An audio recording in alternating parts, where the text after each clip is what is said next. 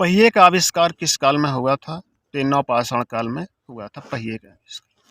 मिट्टी से बर्तन बनाना किस काल में प्रारंभ हुआ था? तो मिट्टी से बर्तन, पहिए का आविष्कार ये सब नवपाषाण काल में हुआ था। कांस्य युग में जिस लिपि का विकास हुआ उसका नाम है, तो कांस्य युग में हम कीलकार लिपि का प्रयोग करते थे। सिंधु सभ्यता के अवशेष कहाँ से प्राप्त हुए हैं? तो सिंधु सभ्यता के जो अवशेष हैं हड़प्पा से 640 किलोमीटर दूर जो स्थित है मोहनजोदड़ो से सिंधु सभ्यता के अवशेष प्राप्त हुए। मेसोपोटामिया किस भाषा का शब्द है? तो मेसोपोटामिया जो यूनानी भाषा का शब्द है जिसका अर्थ होता है जल का मध्य क्षेत्र। मिस्र की सभ्यता का विकास कहाँ हुआ था? तो नील नदी के किनारे। जिगुरात किसे कहते हैं? तो सुमेरिय सभ्यता में मंदिरों को जिगुरात कहते थे। पिरामिड किसे कहते हैं? तो मिस्र में फारो के मकाबरे को पिरामिड कहते हैं। चीन की सभ्यता का विकास किन नदियों के मध्य हुआ? तो चीन की सभ्यता का जो विकास होंगहो और यांगत से कियांग नदियों की घाटियों में हुआ था चीन की सभ्यता का विकास। आर्य का क्या अर्थ है? तो आर्य का अर्थ श्रेष्ठ या उत्तम। सप्त सिंधु नदियों के नाम बताइए, यानी कि 7 सिंधु नदियों के नाम बताना है, यानी कि सिंधु से निकली हैं जो। सिंधु, रावी, ब्यास, झेलम, चिनाब, सतलज और सरस्वती। पितृ तथा मातृ शब्द को फारसी में कैसे लिखा जाता है? तो पितृ को पिदर लिखा जाता था, मातृ को मादर लिखा जाता था। आर्य कौन थे? तो आर्य वैदिक सभ्यता के निर्माता थे।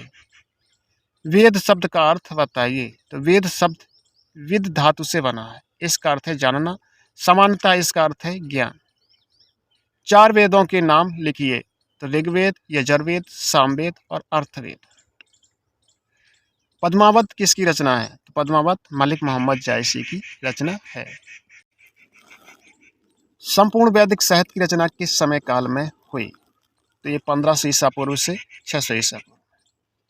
वैदिक सभ्यता में परिवार के समूह को क्या कहा जाता है? तो विश कहा जाता था। ग्रांड ट्रंक रोड किसने बनवाई थी? तो शेर शाह सूरी ने बनवाई। सिकंदर कौन था? सिकंदर मकदूनिया के राजा फिलिप का पुत्र था। तो सिकंदर किसका पुत्र था? फिलिप का। महाजनपदों की कुल संख्या कितनी है? तो महाजनपदों की जो संख्या है वो 16 है। सिकंदर ने भारत पर आक्रमण कब किया? सिकंदर ने 326 ईसा पूर्व में भारत आया था। नंद वंश का अंतिम राजा कौन था? तो घन नंद था। जैन धर्म के अंतिम तीर्थंकर कौन थे? तो जैन धर्म के जो थे वो महावीर स्वामी थे। महावीर स्वामी जो अंतिम तीर्थंकर थे। जैन धर्म के प्रथम तीर्थंकर कौन थे? प्रथम इनके ऋषभदेव थे। महावीर स्वामी का जन्म कब हुआ था? तो महावीर स्वामी का जन्म वैशाली के समीप कुंडाग्राम में 599 ईसा पूर्व में हुआ था। महावीर स्वामी की मृत्यु कब और कहाँ हुई थी? तो महावीर स्वामी की मृत्यु 72 वर्ष की आयु में राजगृह के निकट पावापुरी में 527 ईसा पूर्व में हुई थी। बौद्ध धर्म के प्रवर्तक कौन थे? तो ये महात्मा बुद्ध थे। हर्यक वंश की स्थापना किसने की थी? तो ये बिंबिसार ने की। जैन धर्म को किन 2 मतों में विभक्त किया गया है? तो ये श्वेतांबर और दिगंबर।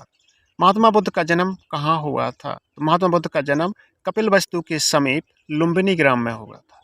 महात्मा बुद्ध की मृत्यु कहाँ हुई थी? तो महात्मा बुद्ध की मृत्यु 483 ईसा पूर्व कुशीनगर में हुई थी, जो उत्तर प्रदेश राज्य में पड़ता है, कुशीनगर जिला। प्रथम बौद्ध संगीति कब और किसके शासनकाल में हुई थी? प्रथम बौद्ध संगीति 483 ईसा पूर्व में अजातशत्रु के शासनकाल में हुई थी। तृतीय बौद्ध संगीति कब और किसके शासनकाल में हुई थी? तो तृतीय बौद्ध संगीति का आयोजन अशोक के शासनकाल 250 ईसा पूर्व में हुआ था।